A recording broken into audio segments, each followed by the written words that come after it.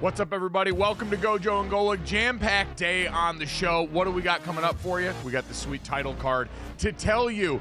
Is there a cure for Chiefs fatigue? Because we may need to look into it based on the results we saw yesterday.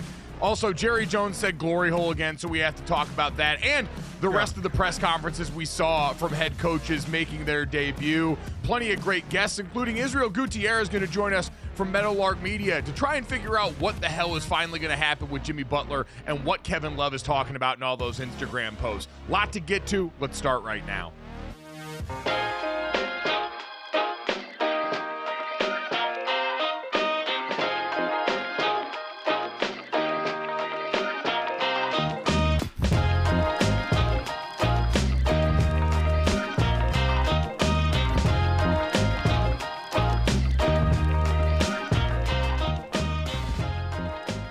What's up, everybody? Welcome to GoJo Golic. Mike Golic Jr. and Mike Golic Sr. here. No Jesse today. We got a great show for you still. As always, download, subscribe, rate, review us, leave us a 5-star rating, and watch us here live Monday through Friday, 8 to 10 a.m. Eastern on the DraftKings Network. That includes our YouTube channel. Go there, subscribe, hit the bell so you know when everything's starting. Live at 8 in the morning. Almost 2,500 of you making the call now. We appreciate it here. Fun one coming up. As we mentioned, great guest slate today. Jason FITZ going to join us, as he now does on Tuesdays at 9 o'clock Eastern. BRYAN COLBERT from the Washington Commanders in-house media, host of the Command Center, going to talk to us all about the vibe change around that organization and what's at the heart of it. Izzy Gutierrez is going to join us to talk about the NBA and the Miami Heat. As we get set now, Dad, we got that little buffer of a few days in between the end of conference championship weekend, the beginning of Super Bowl week. We know the Pro Bowl, no one really cares about that all that much anymore. And Dad, I am wondering, like, in the response that we've seen, we got a Super Bowl rematch set between the Eagles and the Kansas City Chiefs. What you've seen as far as the reaction, because I know Chiefs fatigue is going to be on everyone's mind. 5 Super Bowl appearances in 6 years, obviously going for the three-peat. And this tension I see between us in the media, who a lot of us don't have a team that we root for, certainly cover it in that way, and get to just sit back and do what everyone says, appreciate greatness. I hear this from all the talking heads, myself included at times. We've done this with LeBron James for years, with Steph Curry in the NFL. We did it with Tom Brady, and now with Patrick Mahomes, I hear everyone saying, appreciate greatness. And then I hear from a bunch of fans whose teams are all getting sent home by Patrick Mahomes, and they don't seem to want to do any of that. So, Dad, I don't know. What have you heard in the way of Chiefs fatigue, of people reacting to this matchup? Oh, I think both. I think those that love to see greatness and want to see it continue, and those that are tired of the team at the top of the mountain, they want to see him taken down. This is like when Michael Jordan was winning championships. It's like when Tiger Woods was unbeatable. There were those that loved to see the dominance and those that wanted to see it end. It just depends on what side of the fence that you fall on. I mean, this team is now looking to do something that's never been done. And whenever there's a never been done attached to it, there's always something special to it that some want to see achieved, obviously KC fans, and I'm sure some casual fans as well. And then those that want to see it stopped, those that wanted to see Tom Brady lose a freaking Super Bowl, even in a different uniform. So, I mean, it varies, and it always will. People love a winner until they win too much. Golden State became kind of public enemy number one. It's all right, they're winning. Wow, they're great. Okay, they've won enough. Let someone else kind of have some fun now. So we have 2 weeks to discuss that. We also have 2 weeks to go through. Remember, there are 30 teams that didn't make the playoffs, and this is sell your Super Bowl ticket time as well. Which is always an interesting conundrum when players get to buy 2 tickets to the Super Bowl and you have to sign a piece of paper that says you won't resell them, and you immediately resell them and make a lot of money. So there are 30 teams and players on those 30 teams who are all going through that fun stuff right now as well. I mean, it's fun because they make a ton of money on the tickets, or at least they think they will right now. According to Game Time, the 2024 Super Bowl tickets so far were trending more expensive than the 2025 Super Bowl tickets that are a rematch of the 2022 Super Bowl. Dad, listen, you're right. There's a novelty to what the Chiefs are doing that the objective fan or the Rob Lowe fan of just the NFL can maybe appreciate, or maybe even someone who's just well-adjusted emotionally can sit there and go, man, we won't get many opportunities, because comparing them to the Patriots, the recent dynasty, and the likelihood that we would get another one this soon in the AFC is insane, but here we are. But Dad, certainly at a different tenor. Like, the hatred for the Chiefs, I'm with you, does mimic more of what we saw with the Golden State Warriors, because there really was nothing to point to outside of maybe the Kevin Durant acquisition there that people looked at and said, all right, come on, what are we doing here? The fact that really got lumped more on Kevin Durant than anyone else. Because for the Chiefs and for the Warriors, there wasn't really a moment or a scandal like we had with the Patriots. We had all the gates. We had sign stealing scandal. Or not the sign stealing scandal with them. I guess the footage stealing scandal with them. I'm mixing my controversies here. But you had Deflategate with them and Spygate with them. So you had all the gates that you had to deal with that team that gave you something to point to and say, okay, they're winning in a way that we can call into question. For Kansas City, people have kind of had to invent that with the referee stuff, because there really is a struggle to find the reason why they keep thwarting your team. And so with all that in mind, like I heard this yesterday. Nate Burleson, love him, does a great job, awesome on the Nickelodeon broadcast here. But he was the first person I actually saw go to market with this after the game here, this idea that we need to stop and we need to respect greatness. And he said it way better than I can, so we'll let him say it. If you're not a Chiefs fan, that's okay. But resist the urge to fall for the narrative that we're tired of seeing them win, that we might be fatigued of watching KC go to the Super Bowl over and over again. You are witnessing greatness, and just be happy that you are alive to be there to see it. And I love Nate, and I get it. But, man, if you're a fan of another team that plays the Kansas City Chiefs, like, you don't have to do that. Like, I think the reason the NFL is great is you don't have to stop and do that. I can understand that, hey, if you're a fan who pours your time, money, effort, sanity into a team that is consistently sent home by the Kansas City Chiefs, you don't even need to be as close to it as the Buffalo Bills. But just seeing someone have so much of what you want in such rapid succession and you want to be ticked off about it, I get it. Dad, the thing that I would wish for is that we just stop making it so much about officiating. Because much like we talk about in the football offseason in college, where we spend so much time talking about court cases and conference realignment and the transfer portal and all these things that definitively aren't football, and then we get to the season and people still try and bring that up, I'm like, save that for later. We have the actual thing to watch right now. We don't need our time with football, our waning few moments with football, bought up barking about officiating just because the Chiefs are in more big games, and thus you would think get more big calls because they just put themselves in position to be involved in more big moments. I truly think it's a volume issue, but one way or another, that's the only thing I'd wish. You could hate Kansas City. You could be tired of them being in the Super Bowl here. Let's just stop with all the officiating conspiracy theories would be my only wish for the discourse. Well, just like what Nate said, is everybody isn't going to sit around and sing Kumbaya and sing their praises to the Chiefs. It's just not going to happen that way.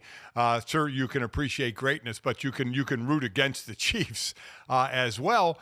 That people are going to stick with the narrative of the refs, saying that they get the calls, saying that Pat Mahomes get the calls, and you know you that's something that at times you wonder about. People wonder about, and as I said. Great players get calls. They do. Not just Pat Mahomes. Great players get calls. That happens. Okay. To think that 7 officials on the field plus are all going to be on the same page. Hell, we saw it on the quarterback sneak with Josh Allen with 2 refs running in from both sides about a yard apart of where they were going to mark the ball. You know, it's not going to all be on the same page. So people are going to throw conspiracy theories. Hell, trending number 11 on Twitter, X, whatever you want to call it, trending was boycott the Super Bowl because of the game is fixed. You know, people are never going to stop that narrative. Never going to stop that narrative that they want Kansas City in the Super Bowl, that the games are fixed for Kansas City. And we can spit into the wind about don't think that way. I think it's ridiculous. You think it's ridiculous. But people are going to. But back to your point, you're right. When you look at what you start to hate about a team, you look at Kansas City and like, what are you going to hate? I mean, how many times have people said, oh, they show Taylor Swift too much? I'm like, come on, that's your argument? That's your hate for the team that they show Taylor Swift too much? I think they've moved on to the refs because they realized that was tired and doesn't actually happen that much. And now they've gone to this as the final boss. And, Dad, they've kind of got to invent it, too, because looking at this matchup in particular, Chiefs-Eagles, which is a rematch the same way that Chiefs-49ers was a rematch. And you see the common thread through all of this. But the other part and the story with the Chiefs all year long has been they're not as entertaining a football team as they used to be. It was one thing when it was the bombs away Chiefs and bleep it Tyreek's down there somewhere. The last time these two teams faced off in the Super Bowl in 2022, Dad, both the Eagles and the Chiefs were top 3 in points per game, top 3 in yards per game, top 3 in EPA per play. Kansas City was number 1 in yards per play. Philadelphia was 6th in yards per play. This season, points per game, Kansas City 15th, Philly 7th. Yards per game, Kansas City 16th, Philly 8th. EPA per play, Kansas City 9th, Philly 6th. I know defense is something that is certainly important, something that wins championships, all the cliches and everything there. But as far as the offense that puts butts in seats in the way that we're used to it looking, Dad, neither of these teams has had the output that they did going into that last season. And for Kansas City, at least Saquon Barkley has been the story in Philadelphia. We can get to him. But for Kansas City, Dad, it's been made up in the margins. It's all these hyper-specific, very inside ball things that aren't going to be generally entertaining to the masses. And so I can kind of understand it from that point. A team like the Lamar Jackson-led Baltimore Ravens was much more exciting to watch visually than Kansas City has been, really until the last 3 or 4 weeks where they've started to put it together a little more. Yeah, this is a game that plays more to the casual crowd than any other game, right? Because it's the most watched championship game in the U.S. of any sport, right? It's the most watched. So being the most watched means it's going to be the most casual fans. And people watch it for the football. They watch it for the commercials. So they wanted to see a 38-35 game. I particularly don't care to see a 38-35 game. As a former defensive player, I'd like to see more of a defensive game. But that's not as entertaining, and that's why rules have been changed along the way to make the offenses more explosive and given more opportunity to score because of the casual fan. And I get it. It's at the detriment of the defense for the rules against them, but I understand it. This is the most casually watched game there is, so you want sparks. And even Patrick Mahomes, after winning the title last year, said he wasn't happy with the offense and really kind of wasn't happy that the defense led the way, even he's happy with his defense, but not that they led the way. You know what? We're going to look at stats and break down stats for this game. You just want a competitive game, right? I mean, that's all you, whether it's 10-7 or whether it's 38-35, you want a competitive, entertaining game. You don't want a sloppy, mistake-filled game. You'd like an entertaining game. That's really what a casual fan is looking for, correct?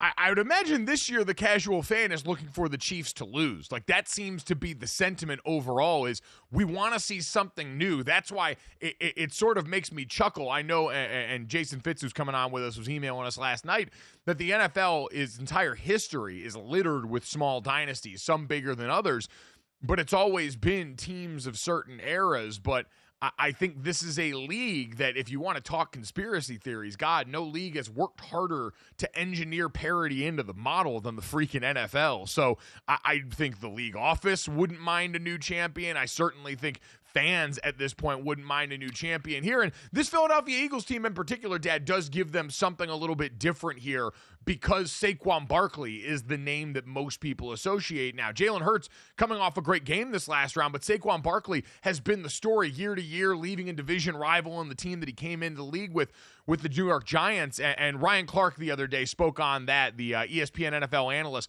about Saquon Barkley and what he left and what this shows us about his path.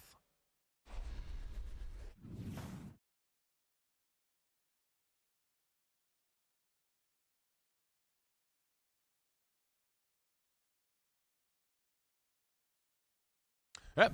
Maybe it doesn't.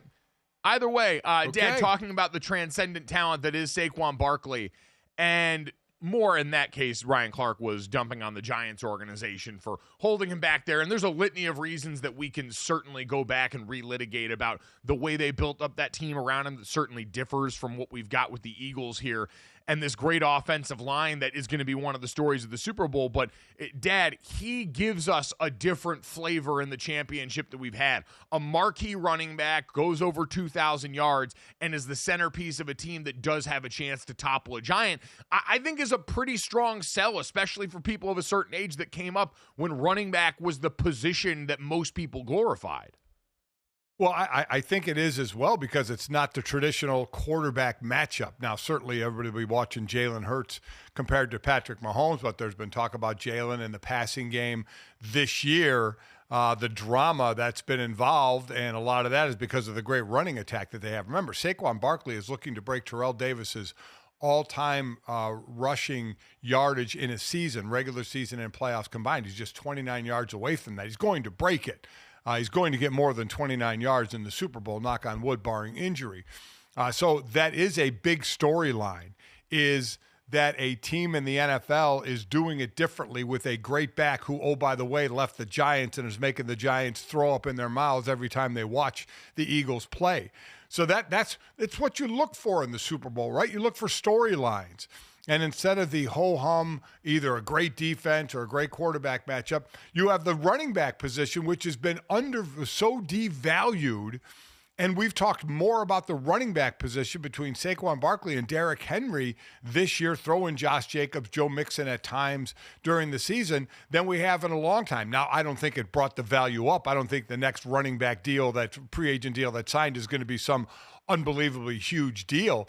I just think Saquon got put in a great position. Derrick Henry Derrick Henry already had been running well. The only one to have 1,900 yards 2 times, 4 times over 1,500 yards with a small group of players as well. But Saquon kind of burst onto the scene, so I think that's a monster storyline. But to your point, I do think a lot of people would have liked to have seen Buffalo and Washington. Washington last won the Super Bowl in '92, and Buffalo last won the Super Bowl never. I mean, so I think that would have been more appealing to the casual fan, saying, wow, the Eagles, we know Kansas City, the Eagles last won in 2018. That's, a little over a handful of years ago. So but this is what we have.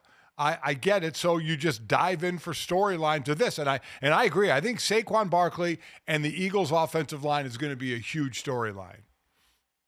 The Eagles' offensive line that we will make our offensive line of the week, the award we hand out weekly, presented by our friends at Campbell's Chunky Soup, the soup that eats like a meal.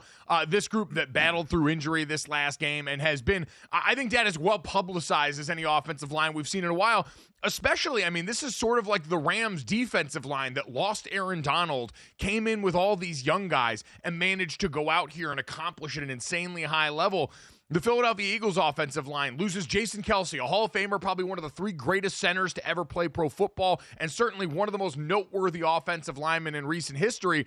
And Cam Jurgens steps in and then goes down in this game. And then Landon Dickerson moves over to center and goes down, so Cam Jurgens goes back in this game. But you've got the revival of Mekhi Becton at right guard after coming over from the Jets. Obviously, the great tackle tandem in Lane Johnson and Jordan Mailata. So our Campbell's Chunky offensive line of the week could not go to a more deserving group who, again, has overcome the loss of an incredible leader, talent, and player and come out on the other side as one of the premier groups in the NFL in front of that Saquon Barkley-led rushing attack. And by the way, the largest line in the league, they didn't start Cam Jurgens last game. Steen started for him as 321. Cam Jurgens is just a little over 300 pounds. He's the little guy of the group, as there's a couple of 365-pounders on the offensive line. They are massive. A mass of humanity indeed. Coming up next, the best sights and sounds from the head coach introductory press conferences. Duval?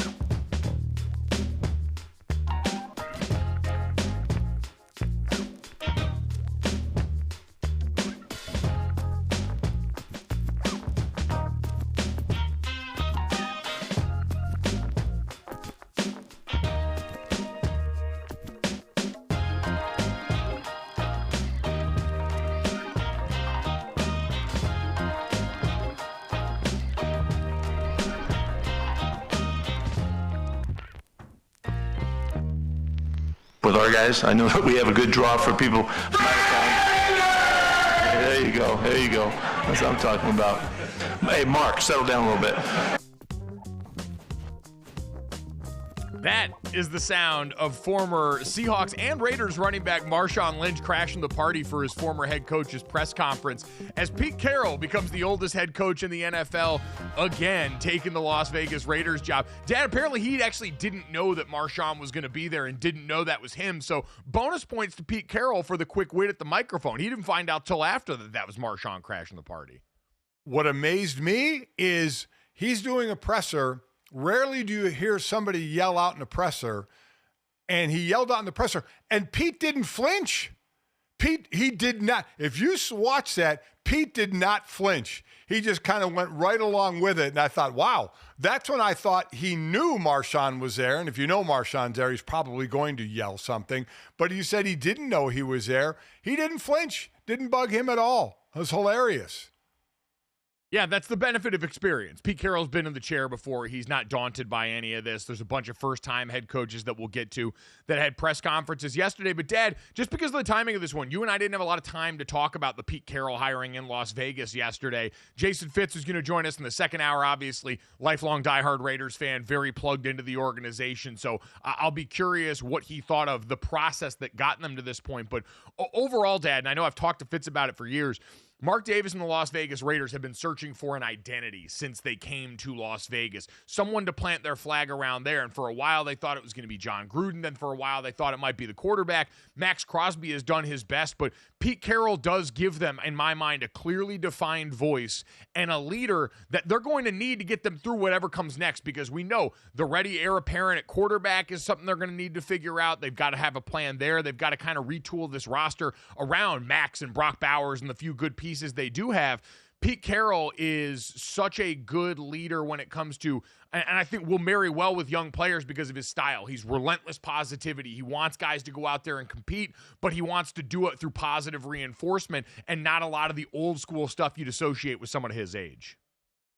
Yeah, and John Spytek, the GM who he's going to work with, I love what he said about Max Crosby, because you always wonder about the roster, what are you going to do with players? And he was like, you get a good player, you hang on to a good player. He said, especially an edge rusher. He said, basically, Max Crosby is not going anywhere. You hang on to your good players. And listen, Pete Carroll may be the oldest head coach ever in the NFL, but he doesn't act it. That dude, you just hear story after story of guys that he's played for about the amount of energy he has. And he was only out a year, so still has got even probably rejuvenated from not being the main guy on the sideline. And just how what a player's coach that he is, because you wonder about older coach dealing with younger players of today. How is that going to mesh? But all the talk you hear from guys that played for him is how well he gets along with all the players, even the young players, and how he is young at heart. So it was a surprise to me that he was hired in this cycle. But I love his attitude. I love his enthusiasm. And let's see, he's the 9th coach since 2011, including interims. So I mean, they've been cycling through coaches like crazy. Let's see how long Pete lasts. It certainly will be interested to see. Again, we'll check in with Fitzy in the next hour for more on that one. He was one of a few coaches introduced Monday. Aaron Glenn with the Jets, Brian Schottenheimer with the Cowboys here. We know, again, overall, Ben Johnson with the Bears, Liam Cohen with Jacksonville, the Patriots hiring Vrabel, the Jets with Aaron Glenn, the Raiders with Carroll, and the Cowboys with Schottenheimer leaves only the New Orleans Saints as the vacant head job. And I saw Kellen Moore had just interviewed with them this morning. Could be interested who takes that job, because it's very clear that is the broken chair in this game of musical chairs. Well, so we'll wait and see what happens with that one. But, Dad, I want to go to Duval County right now. Liam Cohen takes over after an interesting process in its own right with Jacksonville, where originally he rebuffs their efforts. They go and fire their general manager, Trent Baalke. And now all of a sudden he's back in the saddle after a confusing 24 hours for the Tampa Bay Buccaneers. Maybe this soundbite will make it easier for Buccaneers fans to let go, getting a little bit of the ick with Liam Cohen as he tries to sing the song of his people down here in Jacksonville. Take a listen. Jacksonville, the community, Duval. How do we do this together? This has to be collaborative. I want it to be as collaborative as possible for us to go to the next level, take the next step. Dad, he had executed it well on social media, doing a selfie video for the team account and all that. But that's one of the whitest things I've ever seen right there. Like, a certain half of the Eagles secondary thinks that was a little bit too Caucasian. So, A for effort. Liam does seem like a great guy. And, Dad, I've said before on record on this show, was one of the coaches I met with when he was an offensive coordinator in college at Kentucky, that you walked out of the meeting and went, that guy is going to be a head coach at some point, because he understands, especially at quarterback, how to connect with players. He's cut from that Sean McVay tree cloth. He spent plenty of time there. His first stint there was Sean McVay. He was the guy in charge of third downs, this critical situation that he was helping mold for that team, even though he wasn't calling plays. And so I think he's made of the right stuff here. Those were just a really tough attempt at trying to do something that might be outside his skill set. And that's okay. We've seen plenty of, it's almost an inverse correlation between awkward press conference moment and the eventual accomplishment that we see on the field.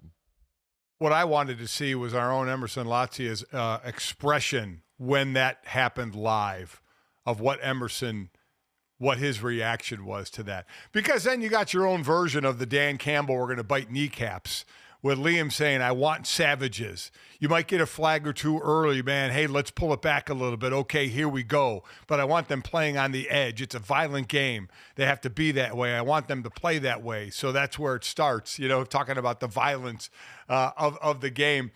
It's always, you always parse the words of an introductory press conference, and unfortunately we'll hang on the Duval of it all. But listen, I agree with you. It only matters, obviously, what winning and losing does on the sideline. But you have to have a first impression of a guy, and that's an interesting one.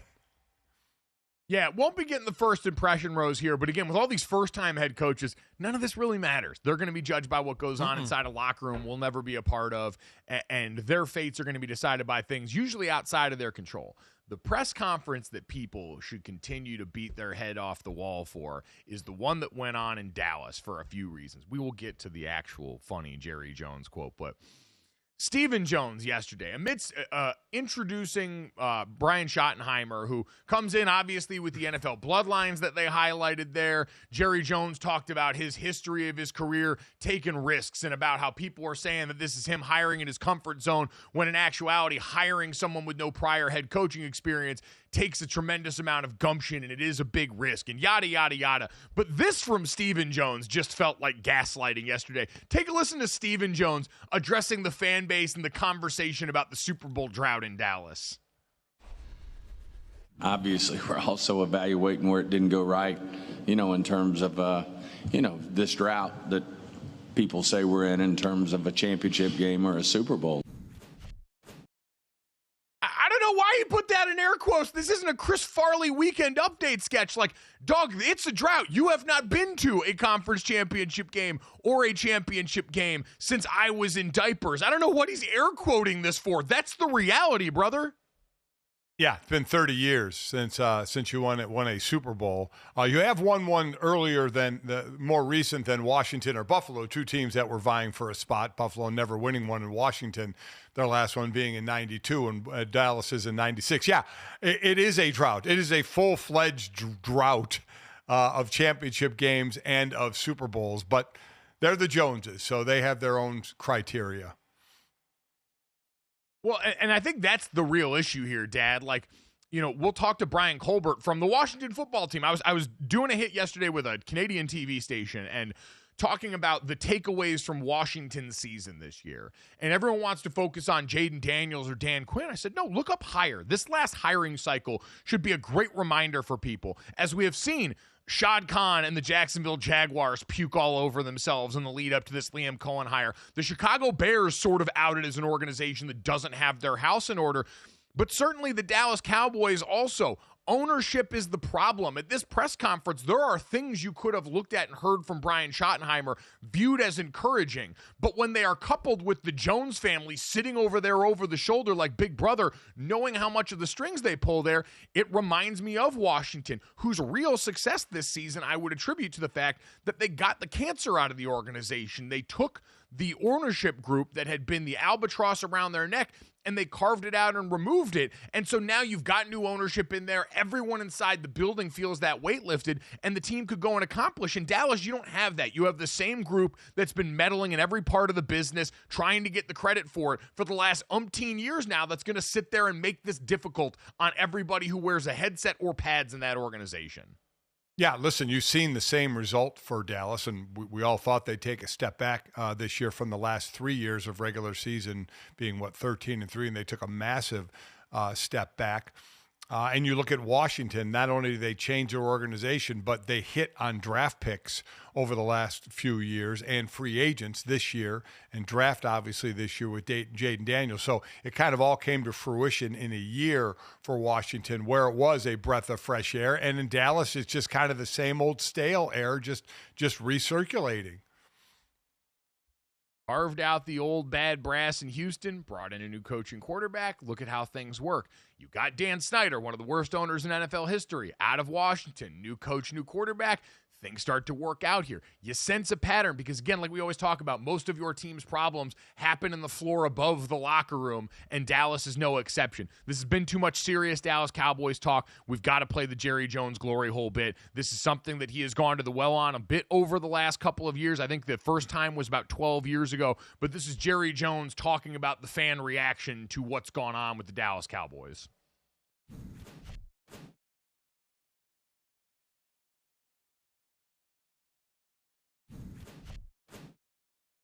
Oh, we don't have the. Do we?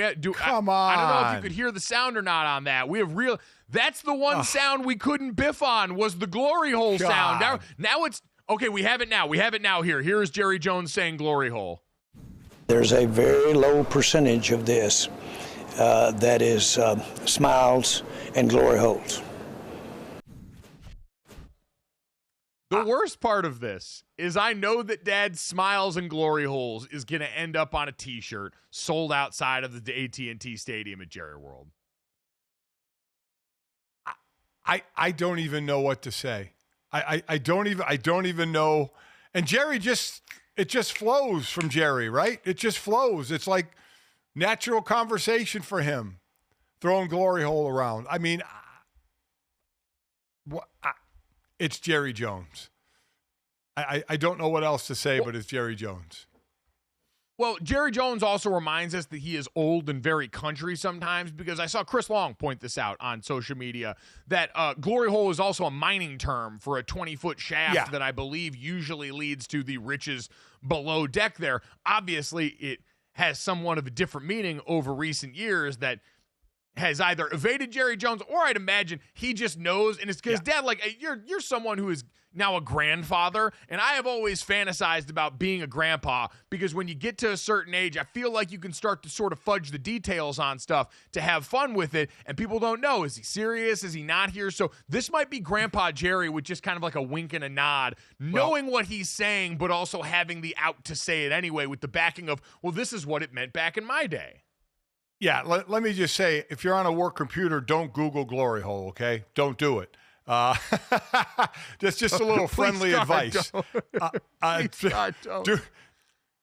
not do it. Yeah, I don't know if Jerry's trying to pull what it meant in my day and what it means today. You know, I have no idea, but it's not shocking coming from Jerry. What did seem shocking to Brian Schottenheimer is the fact that a lot of players showed up. Dak Prescott and more than a few players turned out, and Brian actually got a little emotional. He didn't know if anybody would show up, and a number of players, including Dak Prescott, showed up, which is great.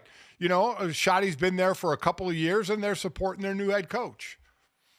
I'm sure they like the guy. Like, likability and the competency of these coaches has never been called into too much question. I mean, even Mike McCarthy, who we had a little more well-worn history, got some of it, but the team generally seemed to play hard for those guys.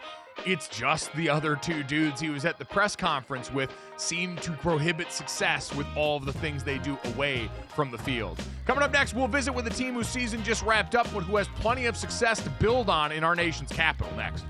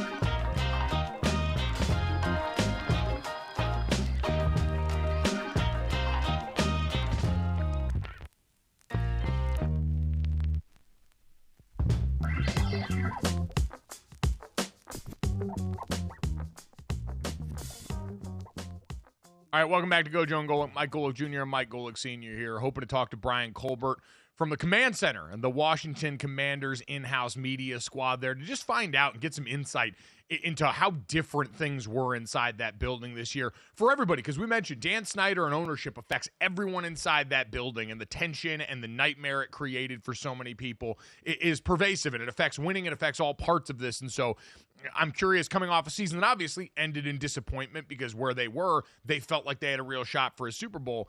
They get to this point here dead. And Dan Quinn was a big part of it. That's why there's so many people sitting around hopeful, parsing through press conference sound. And I do think one organization that's got an uphill battle to fight with Woody Johnson, their owner, who said, I got to take a look in the mirror, is the New York Jets. And Aaron Glenn got introduced as their head coach yesterday. And he was the one that got me, Dad. Like, we grade these press conferences in our heads and go through these sound bites here. Listen to Aaron Glenn and tell me you don't feel a little bit better about being a Jets football fan today.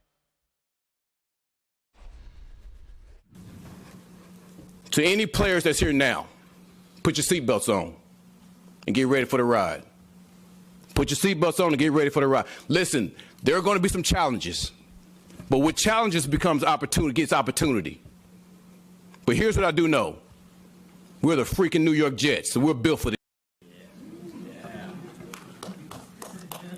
Listen, I want this job. I interviewed for a number of them, but I wanted this job. And you know, he talked about getting, obviously, starting the NFL there as a player, but as a scout, now as a head coach. All of these reasons why the Jets are home for him, why he would pick this place that for the most of the world is very undesirable in the NFL. And I'm not going to lie, he had me. Like, you could see why Aaron Glenn connected so well with players in Detroit, why those guys seem to play their asses off for him on defense. And so I'm not surprised by all this. And again, we've talked about it. Look up. Woody Johnson and ownership are still going to be the thing that ultimately thwarts this team. The quarterback question Aaron Glenn got asked yesterday is still going to be there. But he does seem to be someone with the interpersonal skills that we talk about are hard to find when you're trying to transition coordinator to head coach. He seems to have that in spades. Oh yeah, he definitely does. You know, he gave that speech, and I'm sure the guys that are at the team are like, on the team are kind of like when Dan Campbell gave his speech. You're going, there's going to be some challenges. Things are going to get hard, but they need to. Listen, Woody Johnson just needs to stay the hell out of the way and let the football people take care of the football. And you know he's going to try and bring in some players from Detroit who are free agents. And he said Aaron Rodgers will be evaluated like everybody else. I'd be shocked if Aaron Rodgers was on the team. But the job starts for him. And I could see him. I know I think people would say, would he have that speech for any team that he got signed on, saying I wanted to be here? I don't think so. I think he wanted to be a Jet. His first 7 seasons were with the Jets. I think he has an affinity toward that program and is looking to turn it around. Some people will call it affinity. Some will call it Stockholm Syndrome. Either way, he is now the Jets head coach, and they have a lot to be excited about there. Someone else that just finished up with an exciting season and that we're excited to have here, BRYAN COLBERT Jr. joins us, host of the Command Center for the Washington Commanders here, fresh off an appearance in the NFC Championship. BRYAN, good morning, man. How you feeling? Oh, man, I'm great, man. I appreciate y'all having me. Always fun hanging out with my guys, man. It's good to see y'all. Good to see you too, man. No, we appreciate you making the return trip for us here after what was an incredible season. And we were just talking about that, the full sail vibe shift that went on for this football team and this organization this year. We talked about so many teams looking up at these press conferences, excited about their new coach. Going through a year being around Dan Quinn and seeing the effect that he had on this team, how would you describe what he was able to do for this roster this year and getting the best out of him? I mean, I don't know if I've seen anything like it. I don't know if I've seen anybody come into organizations, because, you know, in media, we've been around a lot of different things, right? We've seen a lot of different organizations and new coaches come in, but I've never seen a new coach be able to come in, bring in all of these guys, these new guys, who's brand new, damn near a whole new team, rookie quarterback. You bring in all this stuff and you just get it to work, and everybody was in sync. It doesn't matter if you were talking to the offensive line, it doesn't matter if you're talking to the defensive line, it doesn't matter if you're talking to the strength coaches. Everybody was on the same page and on the same accord. So I don't know what that magic is that Dan Quinn has, but every single person you talked to was on the same page. And to me, that's why we saw so much success. How about the attitude of the organization? Management is normally a few floors ahead of the locker room, and I mean that figuratively and literally. And a lot of times players are insulated by what's going on with ownership. But how how relieved or how different were the players in their actions knowing that Dan Snyder and kind of the stench and what followed it was gone from Washington? So I had got here right when Dan Snyder had sold the team. So I am not as familiar with what was really going on. So I don't want to talk about things that I'm not directly familiar with. However, I have seen Josh Harris at every single game. He is on that sideline. He is talking to players. He is involved. You talk about those different levels. AP and Josh Harris, they're in the building. They're talking to these guys. They're involved. They're listening. They're learning. They're doing all of these things that you don't really expect, especially from that ownership. I mean, we're seeing Bob Myers on the field. We're seeing these guys be very, very involved, and they're just enjoying it. Like, even though the players, you see that brotherhood and that enjoyment that the players and coaches are having, the ownership's having that same type of enjoyment. They're smiling. They're giving hugs. They're feeling good, and they're involved because everybody is bought in to what's happening here. And to me, that's just the best thing I've ever seen. So would you say there's a comfort level organization-wide with this new ownership group then? Is that something that you see not just with the players, but with everyone else around the building? Not just the people in the building, people outside of the building, the fan base, the legends, man, the people we've been able to bring back into the fold that, had left and, felt like they needed to distance themselves. They're all here. Everybody's bought in, man. It's crazy to see Doug Williams be so involved with Jayden Daniels, one of the most legendary quarterbacks. The game wouldn't even be the same without Doug Williams, and he gets to talk to Jayden every single day. We have a Fred Smoot in there, a great secondary player. Mike Sanderson's hitting him up the minute he gets drafted. Like, that is the access that these players have to these legends and the fan base. Everybody is bought in, man. It's crazy to see it. Like, it's crazy to see ownership flip so many people so quickly. Again, I just can't say it enough. I haven't seen anything like this before. You don't have far to look to see a great rookie season come back down to earth in the second year. You look at the Houston Texans and C.J. Stroud. Is there not a fear, but a kind of behind the scenes, can Jayden Daniels actually improve on this, or are we looking at a possibility of a step back?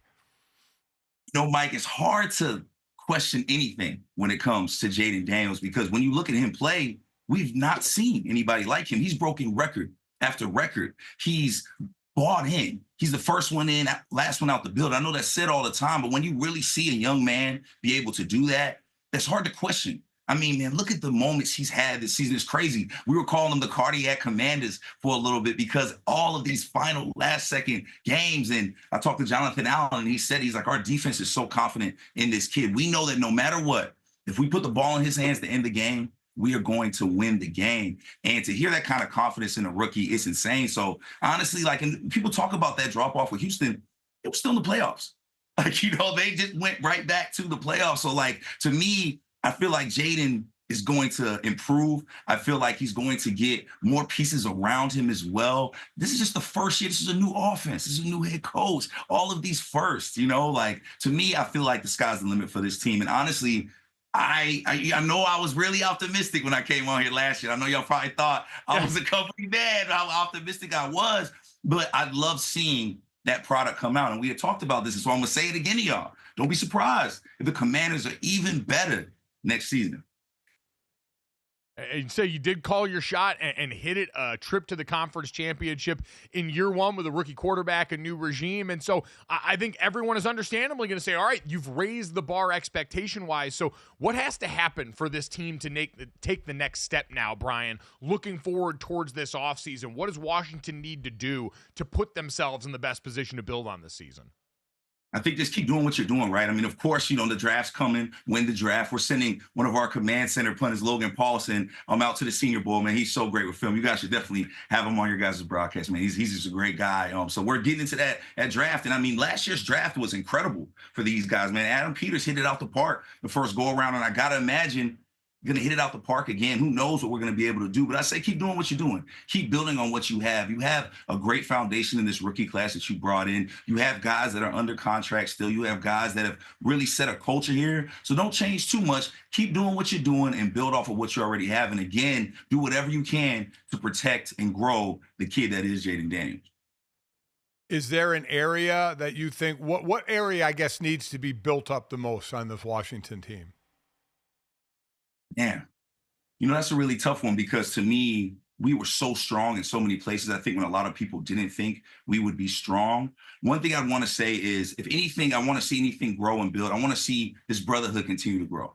I want to see that culture that's in the building that was already established so quickly continue to bloom and blossom. Because if you're able to accomplish all these things in year one, in season one, with all of these new things, with all the turmoil that's happened in the past, you're able to do all of this, keep building on that. And I can't imagine what that culture and brotherhood will be like next season.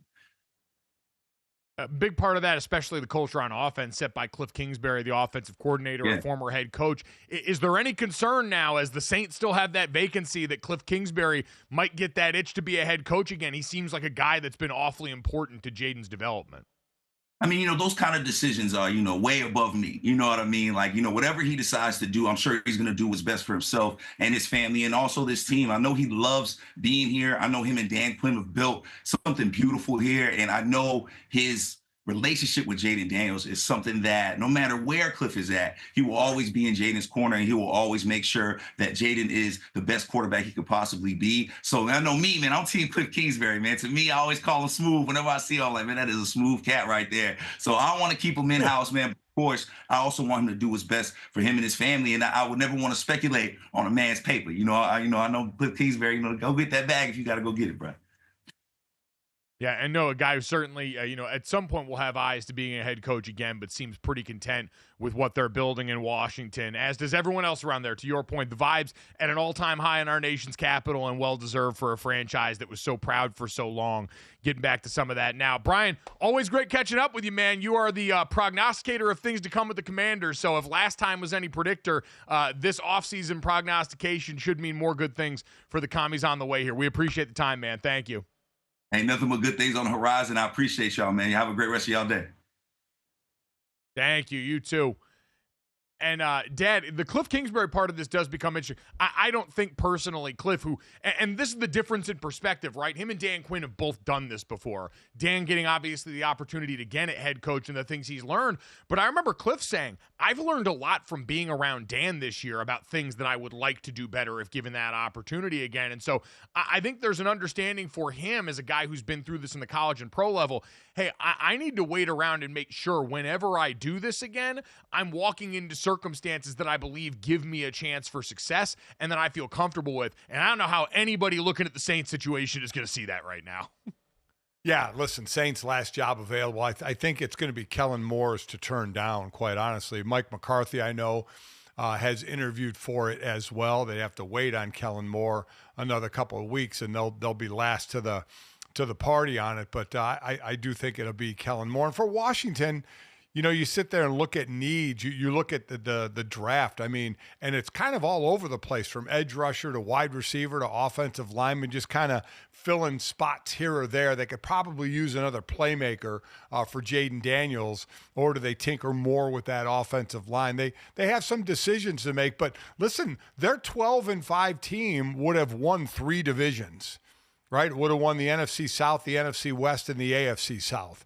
So 12-5, they were obviously a wild card to the Philadelphia team. But I mean, just incredible. I thought they exceeded. I thought the two teams that exceeded expectations in making the playoffs were Washington and the Chargers.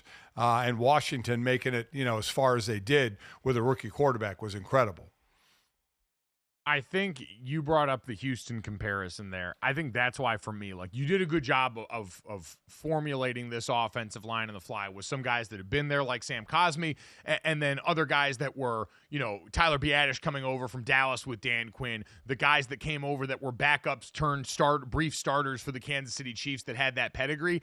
I think you've got to continue to add talent to that offensive line, because we saw in Houston, when the protection gets compromised. Now, CJ is not as mobile as a guy like Jayden is, who can get himself out of some of that trouble, but I think you want to make sure that foundation is set as well as anything to keep that development going in the right direction for your young quarterback. And so lots on the menu for Washington to try and go and capitalize on struck gold that they have found here, not in the hole that Jerry Jones talked about finding it. Coming up next, Jason FITZ joins us to break down the Raiders hire on GoJo Golic.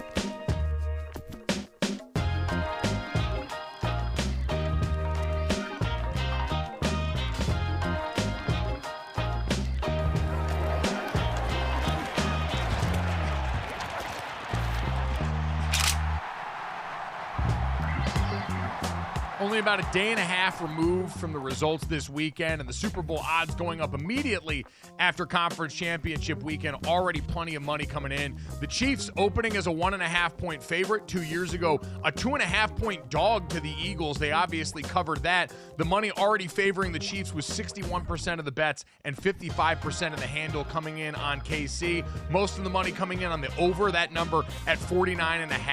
85% of those bets leaning towards a big output of points after a flurry of them in conference championship weekend. Speaking of a flurry, plenty of guests coming up here. Jason Fitz, Israel Gutierrez, and more. Stick around. Hour number 2 of GoJo and Golic coming up next.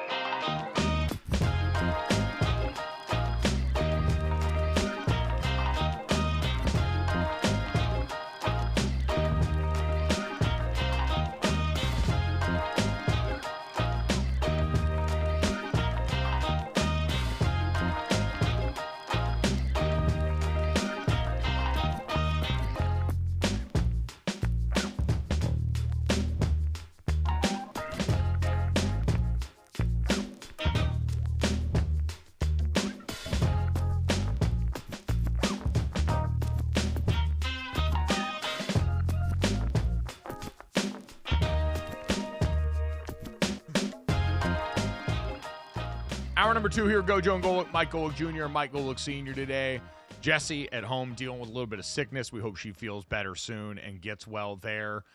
We've got plenty coming up this hour. Izzy Gutierrez is going to stop by. Meadowlark Media's very own. Does a great job covering the NBA, especially the Miami Heat. We need help sorting out this Jimmy Butler situation. A third suspension now by Pat Riley and company because Jimmy Butler walked out of practice. How severe is it? It's fascinating to me right now. And we've got the subplot. And I don't know if our producer Slates is just living in my brain. But I've been thinking, we hadn't done senior versus the internet in a while. Just thrown things in front of my dad to see if he can decipher it. And Jimmy Butler and Kevin Love have been active on Twitter and Instagram during this entire saga. So we're going to play a little bit of senior versus the internet with Izzy and try and figure out if Dad has any semblance of an idea of what's going on with all this. In the meantime, though, speaking of never knowing what's going on, Jason Fitz, kind enough to join us now from Yahoo Sports. Catch him on Inside Coverage, the College Football Power Hour. Fitzy, good morning, sir. How we doing? Yeah, good. You know, and I know what's going on. All right. You know, you're being mean early in the morning. I feel here's senior just going about his day and you're going to try and pick on him with some social media tweets. Now you're picking on me. Mike, you need a hug, buddy. Like, I'm going to come out to LA. Isn't that amazing? Biggest, right. Yeah. Like, who made you angry? Who hurt you? Just coming out throwing darts is what he's doing. Wow. I don't understand what's mean about any of that stuff. We have a bit on the show. Dad does many things well. 2-time Radio Hall of Famer, 9 years in the NFL, loving father, now grandfather. He's just not very good at the internet. Doesn't really know what's going on. Can't turn on Zoom cameras on occasion, so he struggles with those things. And so we have just created a vehicle to show that off here. I don't know what the issue is. You know what, Mike? Senior, you and I will have an intervention for Junior while we're all in New Orleans. We'll go out there. We'll bring him some beignets and see if we can find happy for him. I mean, obviously, he's had a tough life. Listen, powdered sugar cures all.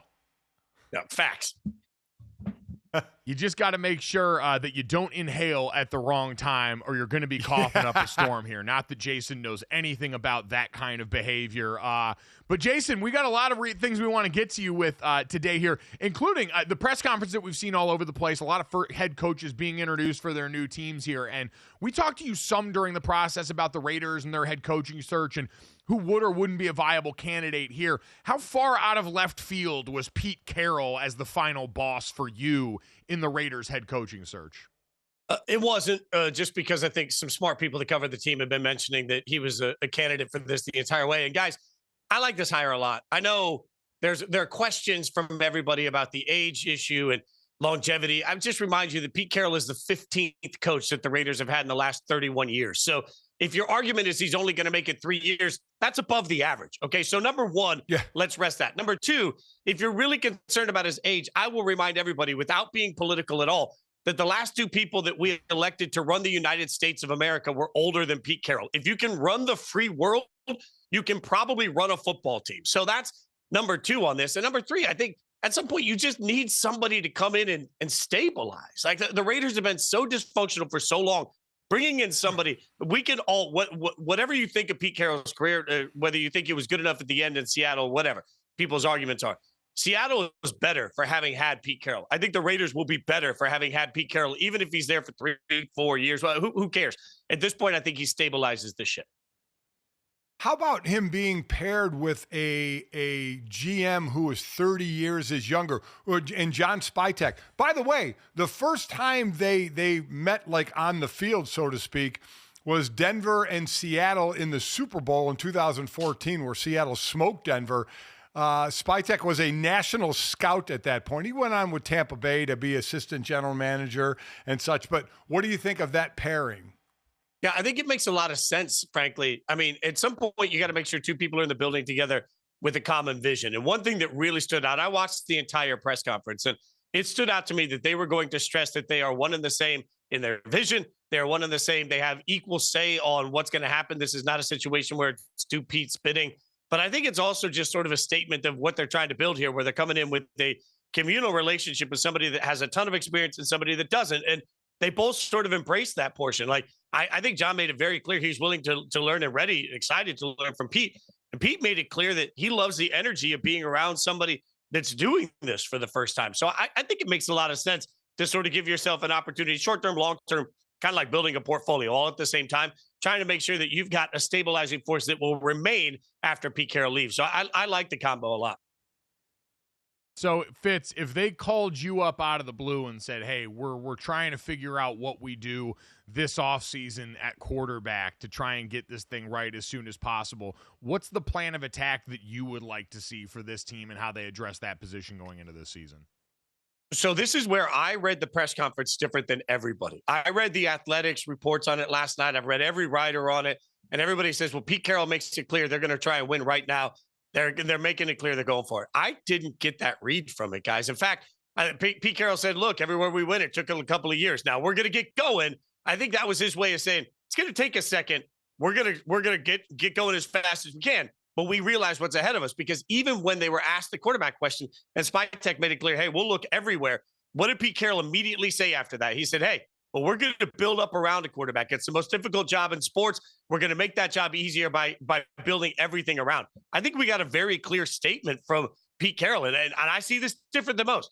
But I think we got a very clear statement that he understands the entire roster needs to be built up, and they won't desperately move for a quarterback just to get one. I honestly think no fan wants to hear this. I think they're essentially going to punt on quarterback this year unless there's some miracle opportunity, and then try and address whatever the best player available need is. Look, if Shedeur is sitting there at 6, will they take him? Maybe. I don't know. And if they do, Pete Carroll's the person that found Russ. He's the person that found greatness out of Geno that we didn't know existed. Fine. I trust Pete Carroll implicitly at the quarterback position, but I think Pete made it clear they're not going to reach just because they need somebody. Yeah, I was going to say, if those two quarterbacks are gone, don't be reaching at 6. And maybe they would trade back. I don't know. I'm not sure what they would do. You mentioned even if Pete was there 3 years, it would be longer than the norm. Don't you want longevity, though, in the coaching position? All these other hires, the Aaron Glenn's and Liam Cohen's, you want there to be there for a decade or so. You kind of know Pete Carroll's not going to be. Yeah, and I hear that. I think so. I'll go back to the investment portfolio analogy here. Like if you've bought penny stocks for a long time that are high risk, high reward, and you get burned on them long enough, eventually you just turn around to your broker and you look around and you're like, hey, I just want to do something conservative. I just don't want to lose money. Y'all, like, I think as a fan base, Raiders fans, we sit here and we want what Kansas City has. We all do. We want to be competitive. We want to be elite. We want to be the Raiders that supposedly I hear about from when I was 5 years old that I don't remember. Like, that's what we want. If I'm being real, I've been burned so many times by watching coaches fizzle out. Like, they tried the hot coordinator thing, with Josh McDaniels, a coaching hire that people tried to make sense. I've seen so many press conferences at this point. It's really asinine, right? So I just don't want to lose money for a minute. I just want somebody there that I think can make a team competent. I'm tired of turning on the TV Monday and Tuesday and trying to avoid sports content because I know they're just going to mock my favorite football team. I think just being just being adults in the room, just getting to sit at the grown-up table for a few years, I'm not going to turn my head to that. So, yes, would I love a succession plan or some sort of concept of what it looks like in 10 years? Sure. Do I, at this point, Ben Johnson would have been a hire I would have been absolutely over the moon for, sure. But Ben Johnson wasn't there. So now just stabbing at another, random coordinator, I don't know that that's any better. I'm so tired of being terrible. I just want to be mediocre for a minute. I know that feels, people say that's a loser's mentality. I would say go through what the Raiders have gone through.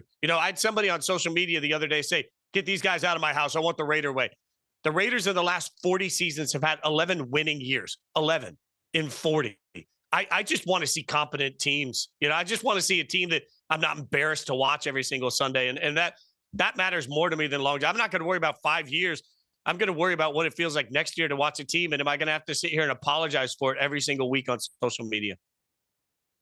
Hey, Fitz, at the very least, this offseason coaching cycle, it could be worse. You could be the New Orleans Saints that have a lot of similar problems, more recent success, but are in cap hell right now, and no one seems to want to touch that job here. You are the perfect person to ask this, though, because we've heard a lot. Nate Burleson was the one that said it after the game of, everyone who's got these complaints about the Chiefs need to stop and be able to appreciate greatness here. And I said fans probably don't want to hear that, especially fans of teams that are thwarted by the Chiefs. You sit in the same division as them. You are an analyst that covers the sport, obviously, but you're also a fan of this Raiders team. So what is it like for you to watch this Chiefs run? And are you as out on this group and as fatigued by their success as everybody else?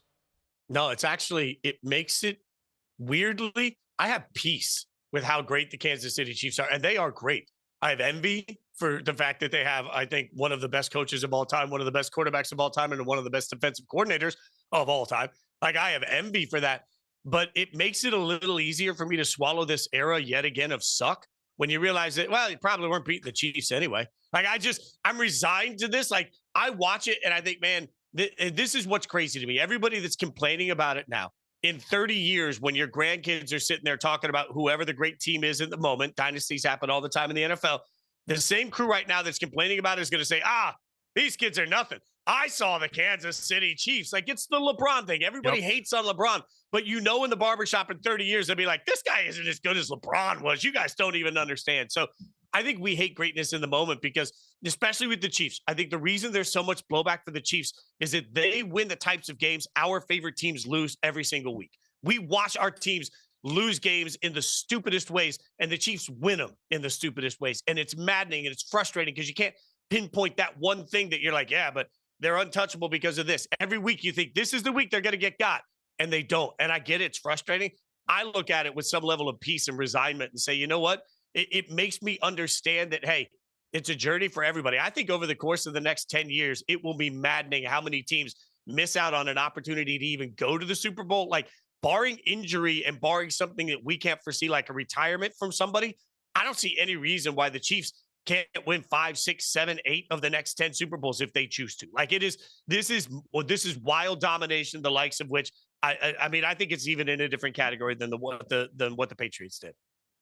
Well, I mean, the Lamar Jackson and Josh Allen era, both of them is unfortunately caught in the Michael Jordan syndrome and Tiger Woods syndrome of Pat Mahomes, who's a Hall of Famer, Travis Kelce's a Hall of Famer, Steve Spagnuolo getting a bunch of talk, already the most Super Bowl wins as a defensive coordinator. How about Andy Reid, though? All this talk about Bill Belichick breaking Don Shula's record of 347 wins. Andy Reid has 301, including playoffs. He needs 12 a season for 4 seasons to break that record. He's only 3 away from passing or tying Bill Belichick for playoff wins for most all time. Andy Reid is going to end up the winningest coach all time in the NFL. You agree or disagree? I agree, and I'll take it a step farther. Charles Robinson on Inside Coverage said a couple of months ago when we were all talking about Belichick, people said Belichick wanted to come back to get the all-time wins record. C-Rob was the one that on our show said to me, and I'd never thought of this, he said internally, even in Belichick's camp, they looked at that all-time win record and they said, you know what? Andy Reid's going to end up with it anyway. Like, it even influenced that. So I think part of this conversation is, yes, Andy Reid is going to, and by the way, Mike McCarthy's winning percentage right now, the much hated white Mike McCarthy, is very similar to what Andy Reid's winning percentage was with the Philadelphia Eagles. Like, we have spent a very long time sleeping on Andy Reid. At this point, I just think it's undeniable. By the end of this thing, I mean, you've got a coach that's sort of the opposite of Belichick. I mean, he's jovial. He's funny in commercials. He's funny on the sidelines. He seems like the sort of grandpa you'd want to walk in. Like, I want to give Andy Reid a bear hug, and I'm a Raiders fan. Like, there is a likability to what they're doing here that I also think drives people crazy. Like, it's just, if you hate the Chiefs, I just have to sit here and step back and say, would you hate any of these guys if they were on your favorite team? Like, is there anything truly unlikable? Yeah, Mahomes flops. Okay, well, Jordan pushed off on the most successful play of his career. We still sit here. We're beloved for Michael Jordan. Like, let's just get real on this. Yeah, guys get calls, but man, I think Andy Reid, we're going to see Andy Reid much differently. We're going to see Mahomes differently even, but Andy Reid particularly in 20 years, he's going to end up on the Mount Rushmore, and people are going to realize that it was pretty stupid. We didn't appreciate it when it was happening. At Jason Fitz on Twitter is where you can find him. The aforementioned Inside Coverage that you can check out. Great NFL coverage with him over at Yahoo Sports. Fitzy, always appreciate the time, brother. Thank you. Thanks, boys. Andy Reid man-spreading through the NFL coaches picture, bullying Bill Belichick out of the NFL. Coming up next, who's going to win in the bully-off between Jimmy Butler and the Miami Heat? We'll talk to Izzy next.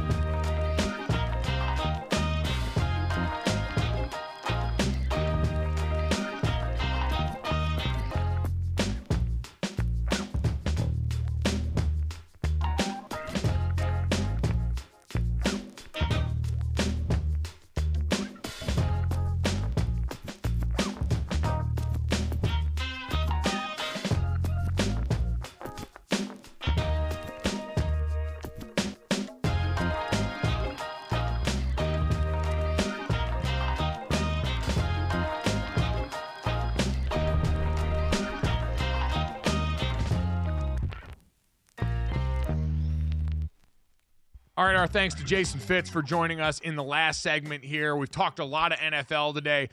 Got to get a little bit of round ball in this one, as the NBA's had some fun stuff go on. Amen Thompson, game winner last night against the Boston Celtics. Plenty of fun stuff there, but we are all addicted to the drama that's going on in South Beach. And so for more on that, we're delighted to bring in, haven't talked to him yet on this version of the show here, Israel Gutierrez from Meadowlark Media, kind enough to join us, one of our old teammates from ESPN here. Izzy, good morning, man. How you doing?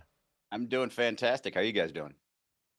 Doing well. Doing well, man. Doing well. You're right in the belly of the beast right now. So we are now on suspension number 3 for Jimmy Butler in the Miami Heat.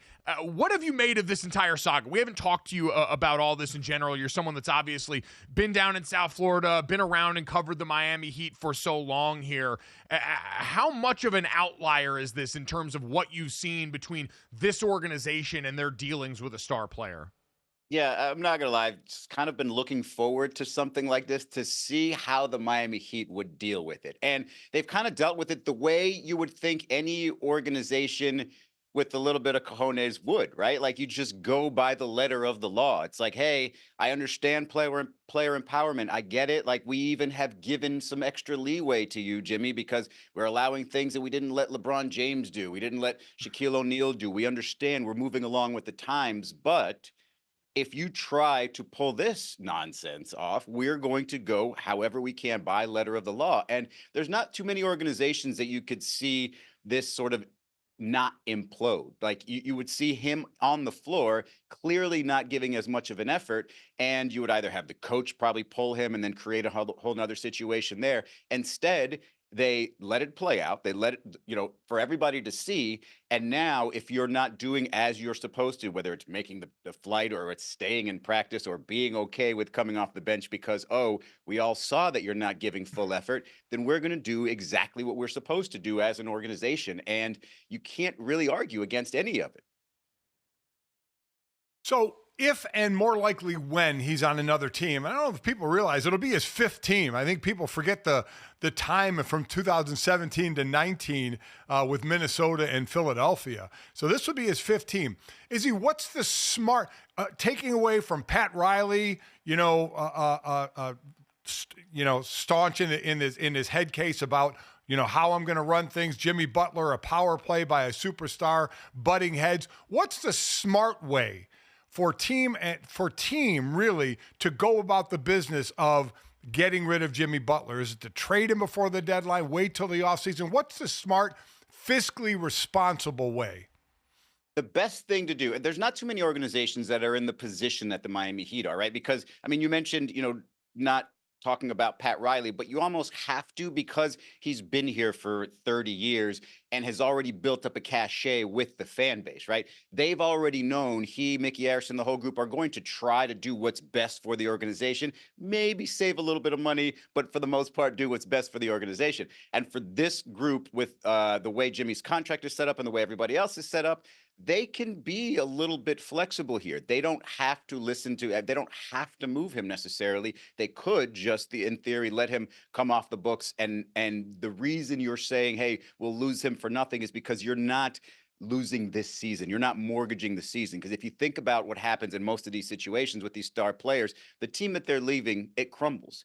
And they're almost encouraged to tank, if you will. And the Miami Heat's not doing that. They want to be a play-in, playoff team this season, even without Jimmy Butler. And they feel like they can do that without necessarily enhancing the roster that much. So really, ideally, the thing would be is to get a couple, maybe 1 or 2 role players and a draft pick that won't be an issue on the salary cap for going forward, and they can use to sort of supplement what they've got going on this year. But really, there's no immense pressure for this Heat team with their current salary structure to do much of anything.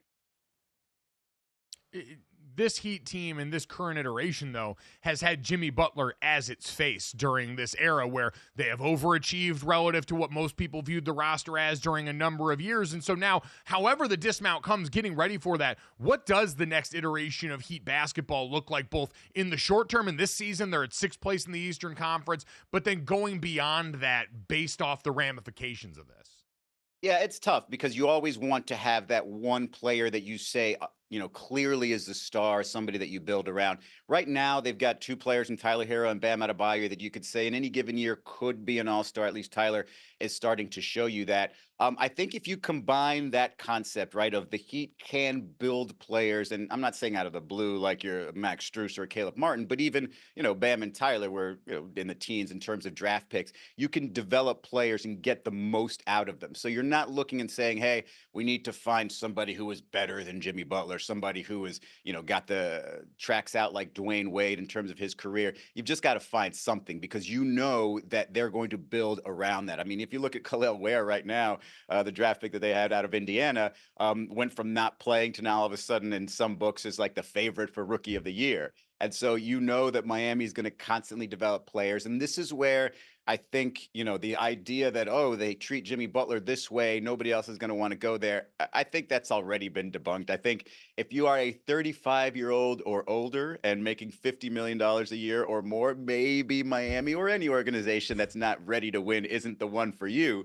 But I do think there'll be plenty of people that'll want to play in Miami, want to play with Bam and think that, hey, we're the missing piece there. I'm a little bit better, a little bit ready, just as ready as a Jimmy Butler to carry a team. And we also saw what it did for his career. I mean, you mentioned this is his fourth team going on potentially his fifth team.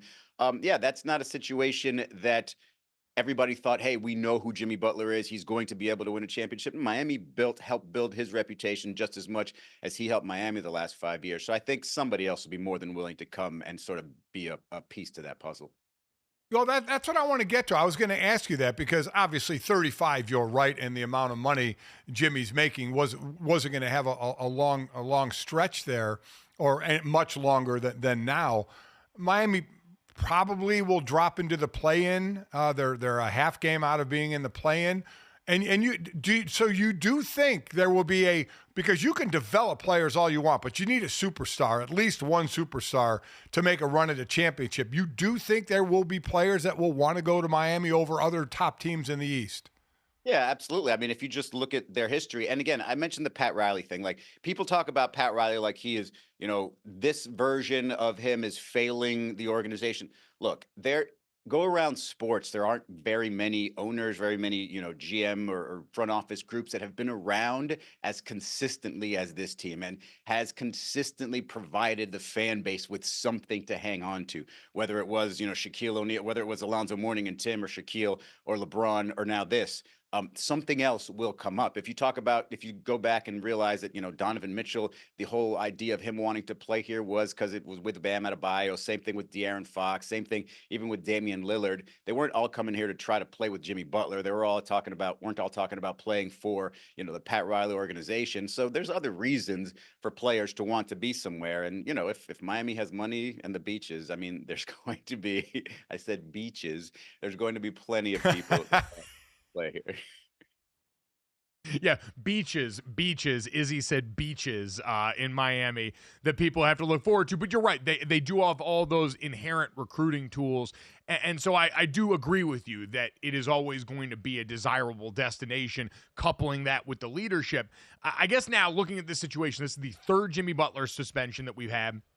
They've all been a little bit different. Maybe DraftKings should put odds up for the next way that Jimmy Butler is going to prompt a suspension in this saga. We know we've got the trade deadline coming up one way or another, whether it is by trade or by continued suspension. Do you think that Jimmy Butler sets foot on the court again as a Miami Heat player this year? Yeah, I do think that my guess is what's happening here is, and a little bit of intel, is that they're sort of looking at these offers, and there's just something that's poisoning, one or all of them or any sort of combination of them, and just waiting to see whether whether it's good enough to keep them going. Because look, I don't think he's going to play for the Miami Heat again. I think if this indefinite suspension, there's sort of from what I understand, the feeling of like relief that, okay, at least now these players know he's not going to be around. The indefinite part is something that sort of excites them here because, if you look at last night, the free, not necessarily the freedom that they played with, but you could feel this sort of tension. It's like, we don't want to be this team that just collapses because Jimmy's not here. So now that they know he's not going to be around, and if they can get one or two pieces that can convince them, hey, we can utilize this player, I think they'll move on from him. And I think you'll see Jimmy in all likelihood in a Phoenix Suns uniform.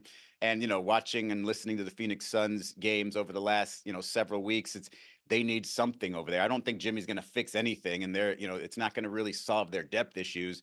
But they need something over there. And so I think eventually Phoenix will push, or whoever the fourth team is will find a way to get a deal done, because I just don't see him staying there. I don't see the Heat being that stubborn with a guy that they're just going to let fall off the books.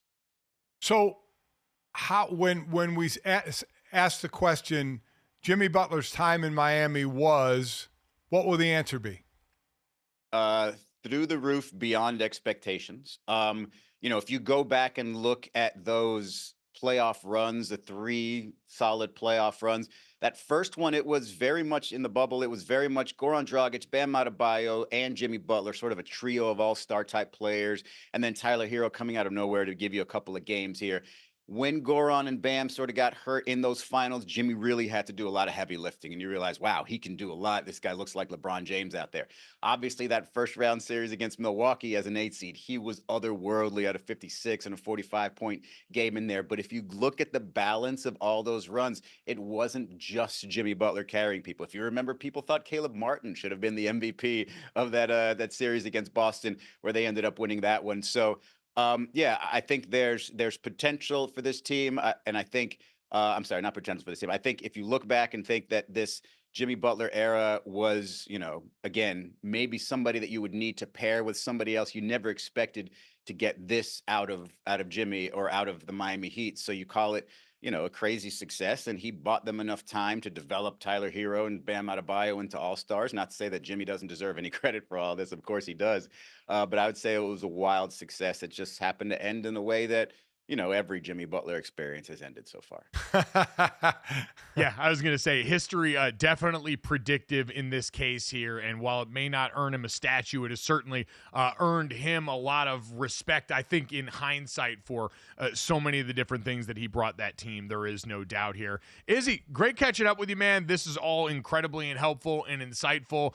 Glad to see you back down there with the Le Batard guys in Miami. Excited to see all the work over at Meadowlark Media, man. Thank you. I'm glad you mentioned Amen Thompson at the top, because I'm obsessed with the Thompson twins. They're awesome. So anytime you want to have me back to talk about them, I'll be here.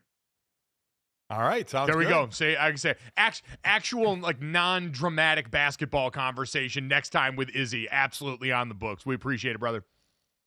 Got it.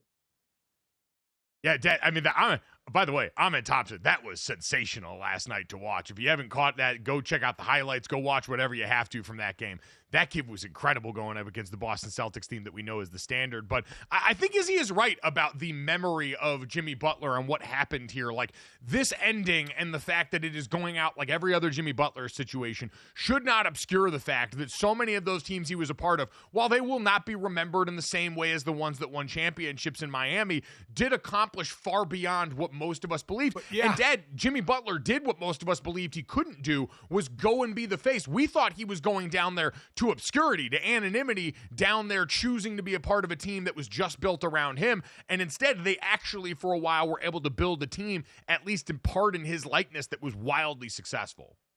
I agree, and I agree with the term wildly successful, because a lot of times you talk about 2 superstars, and they did develop players down there, and they went further than a lot of people thought they were going to go. Again, you have to kind of take the taste out of your mouth of how it ends, though, like we say, it ends this way with Jimmy Butler quite a few times. But I agree, it was wildly successful. That should be the memory of Jimmy Butler and help leading that team to the success that they had, even though it ended as poorly as it did. And now, as I agree with Izzy, he'll go to Phoenix, and nothing will change in Phoenix. They will not become a championship team there. I was going to say, you and Mom are out in Scottsdale, out in the Valley, and getting to witness all of this. I mean, the stuff I'm seeing was that Yusuf Nurkic saying he hasn't talked to Mike Budenholzer in months, and they've got no relationship as he's now riding Pine. It seems like a mess out there. And I get Jimmy Butler with a new team will probably change his tune and approach. I don't know if it's going to be enough to save what seems like an extremely flawed roster past its prime in the Valley of the Sun here. Coming up next, I got beef with a lot of you. We got to air out some grievances when it comes to some of the worst dessert takes I've ever seen. Next.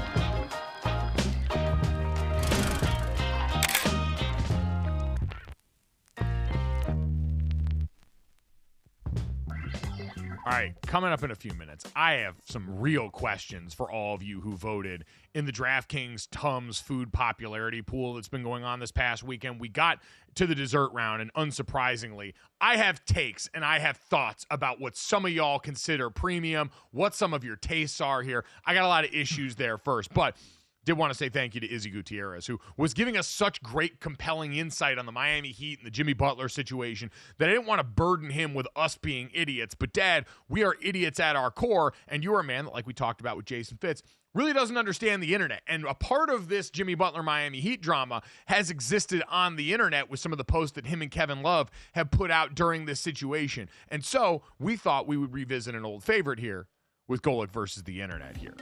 And so we wanted to pull out, there's old dad trying to figure out his way through a very complicated, which, by the way, is complicated for everybody now, too. We all know the man who poisoned the website that I used to call home for so often on Twitter. Everything's gone awry, so Dad's not alone in being confused by the internet. But thankfully, a lot of this occurs on Instagram. So, Dad, I want to pull up a couple of posts and tell me what you make of what's gone on in these situations here. Again, Jimmy Butler suspended for a third time by the Miami Heat, and after this latest suspension leaked, took to Instagram and posted this image. Does this mean anything to you? I literally have no. It looks like a school picture. It looks like a college school picture. I have zero clue what it means. So zero. This one's actually surprising to me, Dad. And this maybe predates your era of streaming television digestion, because I never watched Martin, who this is from. This is the character Tommy from Martin, who always claimed to have a job but never did and got called out by it there. So is the reference. I'm surprised you've never seen Martin, given the amount of TV that you digest and just how all over the map your taste tends to be. You're right. I did not know it was from Martin. I'd never seen Martin. I did not know the backstory of that character, so I was completely taken aback. And like most things, when I don't understand them on the internet, one thing I don't do is dig to try and find out the reason why. I just move on. I just close it, and I move on to the next thing. So I did know, as I looked at that, because I saw it when it came out, and I thought, well, should I dive into it and decide what this is? My answer, like it normally is no. I'm just going to say I don't understand it. At one point, I'll have my wife or one of you kids explain it to me, and I'll be good. As my dad has pointed out in the past, he has opted out of learning at this age here. Yep. He is done learning new things. He is done exploring new things, much to my mom's dismay.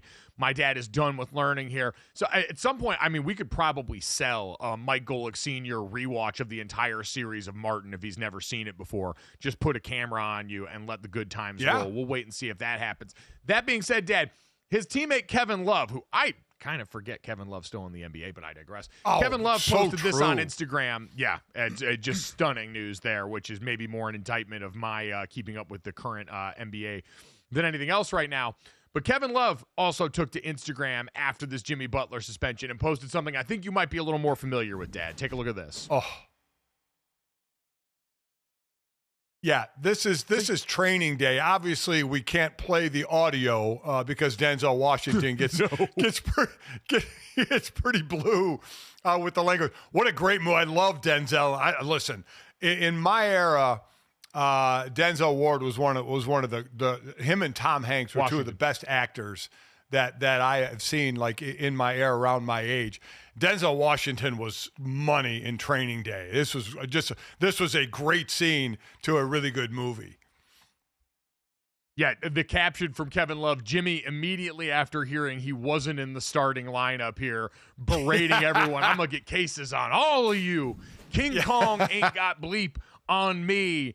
Would absolutely be something I could imagine out of Jimmy. Jimmy Butler seems like the kind of guy that would have that speech so nailed down that he could execute that on the way out of the door from the Miami Heat practice there. So, all right, you know what? 50% hit rate for Dad against the internet today seems pretty good. I'm pretty proud of the effort on that one. And again, with enough votes, we can probably get Dad to rewatch all of Martin and give us a weekly breakdown of that as he goes through it. Because as I've often pointed out, no one on earth has seen more television overall than my father, who spends his entire lifetime just downloading TV in a way that I didn't know was possible.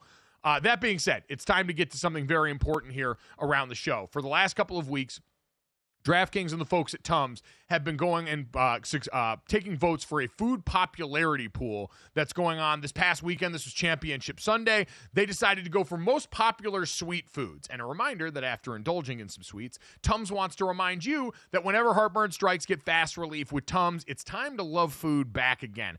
And I love food here, and I love sweet food here. I'm the son of a type 2 diabetic that's the son of a type 2 diabetic. So this is literally in my blood.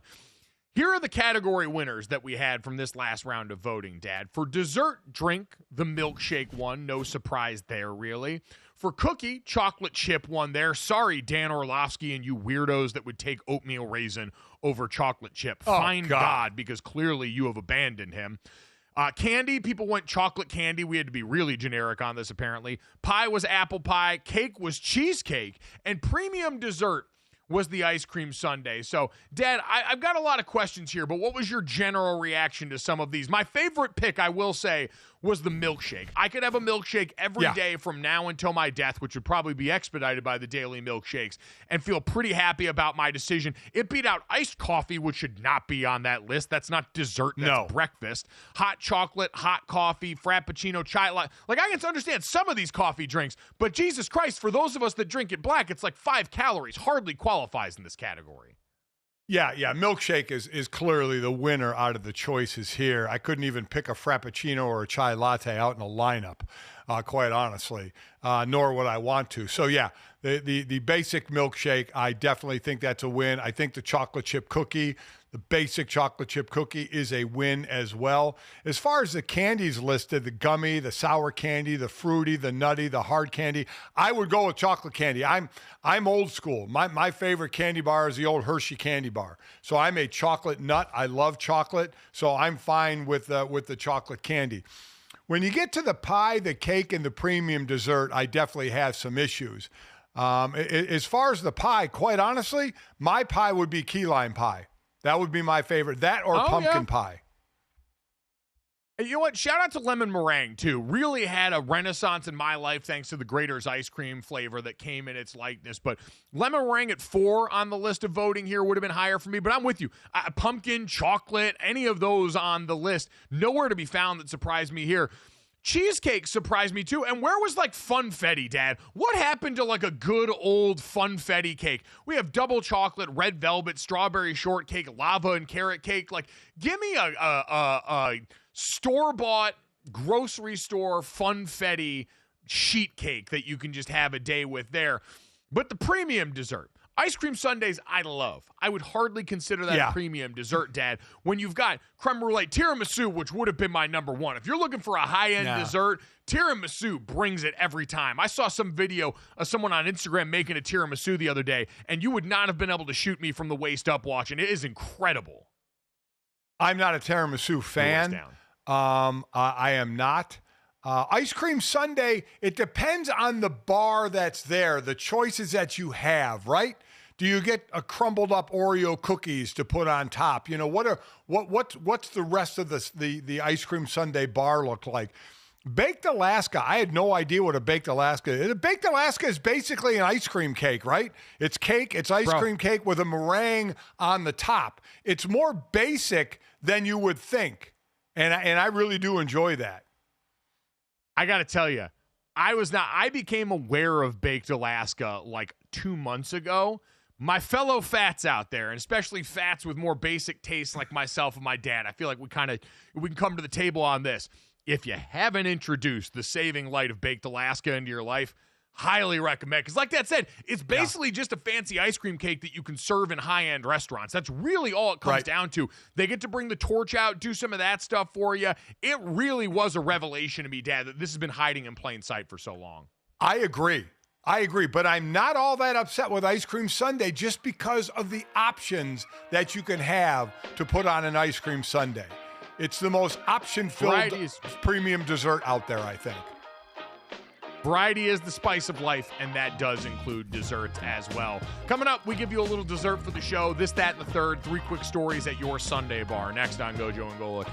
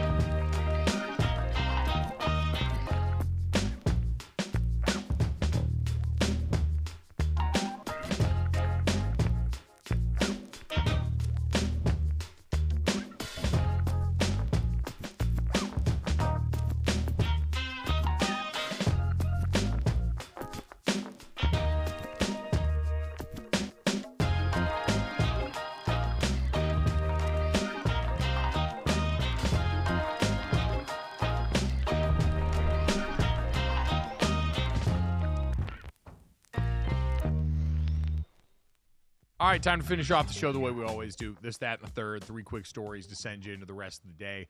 Download, subscribe, rate, and review the show. Leave us a 5-star rating. And watch us live here Monday through Friday from 8 to 10 a.m. Eastern on the DraftKings Network. Go and subscribe to the GoJo Golic YouTube channel, especially ahead of next week, Super Bowl 59. We're going to be in New Orleans all week long. Plenty going on there. Plenty of content you're not going to want to miss. Some awesome guests and some great side action that we got there. So, again, at GoJo Golic on YouTube. Subscribe, hit the bell so you know when everything goes up and live. You get all the updates you need. Your one-stop shop for the show there. Thank you to our great guests today here. BRYAN COLBERT from the Washington Commanders in-house media, Jason FITZ from Yahoo Sports, and Israel Gutierrez from Meadowlark Media for all stopping by and helping us out. If you missed any of those interviews live, make sure you check them out wherever you get your podcasts or right here on YouTube as soon as we get done with the show here. Dad, let's get to this. Outside of snakes coming up out of my toilet when I sat down, this might be one of my great fears, is randomly being crushed by something from the sky. And last night that almost happened to Rudy Gobert. Now, it was the first quarter of the Timberwolves' 192 win over the Atlanta Hawks. And Rudy Gobert was walking off the court at the end of the first quarter and almost got hit by a piece of falling Jumbotron at the Target Center here. If he had been a step closer to the bench, it probably would have got him. Now, I don't know enough about Jumbotron mechanics to know what that piece was, but Dad, I know Jumbotrons are very high, and so whatever it was probably fell with enough force to do damage here. Rudy Gobert, while controversial, does not deserve to get hit in the head by falling pieces of Jumbotron. So glad he's okay, but man, it's going to be hard. I mean, playing the rest of that game underneath the rest of that Jumbotron had to be pretty dicey for those guys. Yeah, that's falling from a pretty high. It looked like a horn, a type of horn, quite honestly, that fell and kind of stunned him, which I don't doubt. You're on a basketball court. You don't think of something falling from the sky. But you're right. Yeah, you're playing under the Jumbotron, and you're like, wait, if one piece fell, another piece could possibly fall. And his reaction, I don't blame him for being shocked by that, because it's pretty much out of the ordinary. I don't know if it was metal, if it was plastic, if it would have hurt him or not, but nobody wants to get hit by falling debris. Our resident Minnesota Timberwolves fan on the show, producer Bailey, would like to point out the real hero of all this is Naz Reid, who immediately notices this. Not all heroes wear capes. You can't kill the Wolves even when our own arena tries to. Wolves are so back, baby. So that is your bit of Minnesota Timberwolves analysis, courtesy of producer Bailey. The Wolves, despite the fact that their own arena apparently hates them, very much back.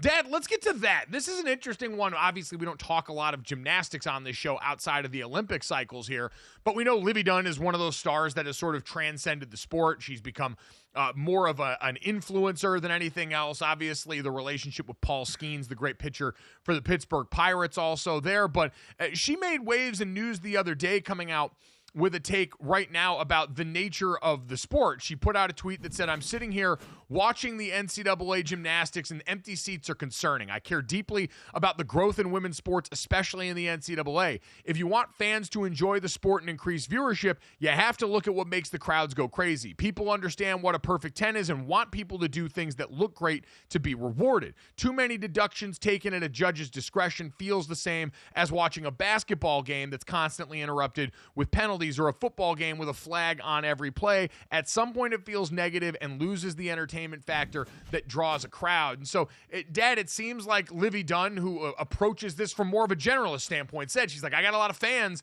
that aren't gymnastics fans that come to this because of me, and this is kind of the feedback that I'm getting here. So where are you at on the idea that anything being over-officiated like that, a net negative for the product?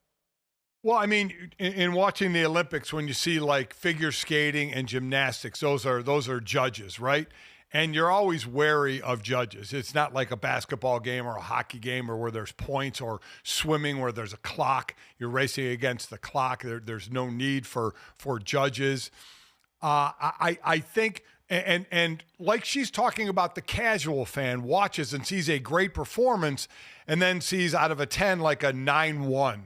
And then the announcers explain what the deductions were, and they're like, wow, the casual fan doesn't really see they'll see a big mishap like falling off the balance beam or falling off an apparatus or a skater falling down, but they won't see the minute thing. So I think there's a happy medium there. You can't just let somebody make mistakes, but if it looks great, give them a 10, right? For the casual fan to go, wow. But sometimes do I think it's over officiated, over judged? Yes, I do. I think there's so many deductions. And again, I normally watch World Championships and Olympics for figure skating and gymnastics. So it's not like I'm that in tune with it, but I do watch the big events. And it does, I can see how it could make the casual fan kind of shake their head and say, you know, what the hell's a good performance if their toe is out of line or their hand is out of line and they're getting deducted points? It can be overly judged, I think, yes. Yeah, I think like anything else, you don't want the judgment, the officiating to become the story. But I also think, like you said here, the end result is not we need to make this easier so that more people enjoy watching here. As someone who loves college lacrosse, 2-time Notre Dame champion, Fighting Irish shirt run on right now, like every year when I was helping cover that at ESPN, the job was, hey, when you've got a broader audience coming in, you've got to do a better job of explaining the rules, of giving the background and all of those things. And I think for Livy and folks trying to bring more casuals to gymnastics, that's the end goal. It can go too far. Like, quite honestly, the Jordan Childs example from the Olympics where you've got her awarded a bronze, but then there's all this mishap about that being revoked later because of a challenge submitted and how much time was that. Like, that sort of minutia is the stuff that can be maddening to people. I think the nature of the judgment is something that you just, when casual fans come by, do a good job of explaining and then go out there and let the athletes and their performance ultimately dictate and draw the interest, which if you look at a lot of the viewership numbers, gymnastics has done at a high level like a lot of women's sports. And so like understandable from someone who sees the sport from a different vantage point than others, but ultimately I don't think a claim that really is going to need some steady action from gymnastics right now. I mean, listen, let's understand, gymnastics and figure skating are mostly watched in the Olympics. Now, Livy Dunn lives gymnastics because she competes in gymnastics. So she's talking about every event. I'm talking about the major events in the Olympics. And figure skating and gymnastics are always very highly rated. Yep. Unfortunately, Livy Dunn just received a 10th point deduction for stepping out of bounds on these complaints. So she's going to have to take it up with the judge on that one. We are going to keep it moving along to the third here where, Dad, Jim Nantz, maybe toss some production under the bus a little bit. After this last game, a lot got made of the call, Jim Nantz and Tony Romo, in the Chiefs game of this late flag mystery at the end of the game. Jim Nantz told Sports Illustrated, quote, "I'm just taking what information is passed along. I'm scanning the field, and for the life of me, I can't find a flag, but the graphic is up and I'm told, which is just a part of the chain of communication. I'm told there's a flag." So, Dad, what did you make of Flaggate at the end of the broadcast here? And would you have necessarily brought production into this the way that Jim Nantz did? Oh, no, I would not have. Listen, I like you, I'm very self-deprecating. I would have just said, well, I thought I saw a flag, and I guess there wasn't a flag. You know, no, I would not have made that like official statement of I'm just taking the information passed along, just part of the chain of communication. No, I would not have done all that. I'd have just made some lineup about there not being a flag, but he wasn't the only one, you know, who said there was a flag on the radio broadcast. It was talked that there was a flag as well. And I still haven't seen a flag on the field and watching a replay. I don't know if there was ever a flag or if it was picked up or for whatever reason, if there was a flag thrown, if it was picked up, why it was picked up. Yeah, no, obviously, this Chiefs run needs no more pseudo-controversy cooked up by the internet brain that thinks that everything they do is some sort of NFL psyop designed to continue to get them to win games.